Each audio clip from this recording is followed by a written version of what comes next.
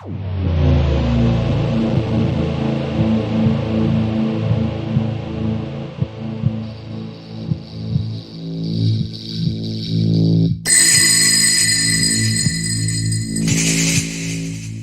when the coronavirus pandemic started, we noticed that professional disinfecting teams and also businesses need a solution to quickly and efficiently spray disinfectant onto common touch points, because we know the virus can stay alive on surfaces for 3 days. So we need to regularly disinfect common touch points with disinfectant.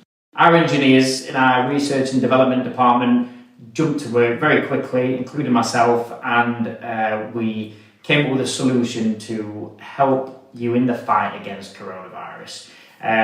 Luckily, we are using our existing backpack technology, which we've been manufacturing with the pump system over 3 years, and this is also our grip and switch and connections which we use on our floor scrubbing equipment. So we designed this special end cap and special jet nozzle, which we're actually 3D printing at the moment. We've got 3 printers doing over 100 a day of these to keep up with the demand. We then researched many jet nozzles. What micron do you need? What do you need to know about coverage, contact time, so that you know how you're applying the disinfectant is going to be effective.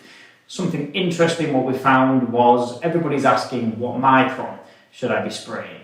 So the interesting thing is we found that micron is actually not an accurate measure for effectively applying disinfectant. If the micron droplet you're applying is too small, the chemical can dry too quick and you won't get the contact time stated by the disinfectant chemical. If the micron size of the droplet is too big, you can end up with gaps in between the droplets.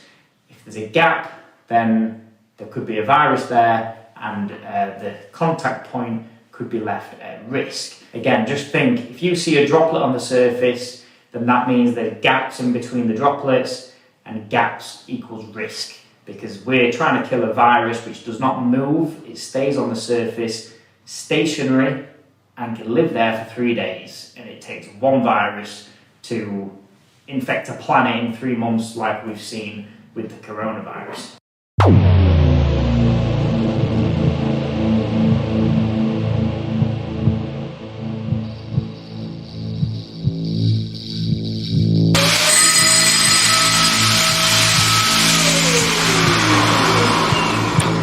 If you actually look at the surface, there's actually no moisture on there at all, it's dry.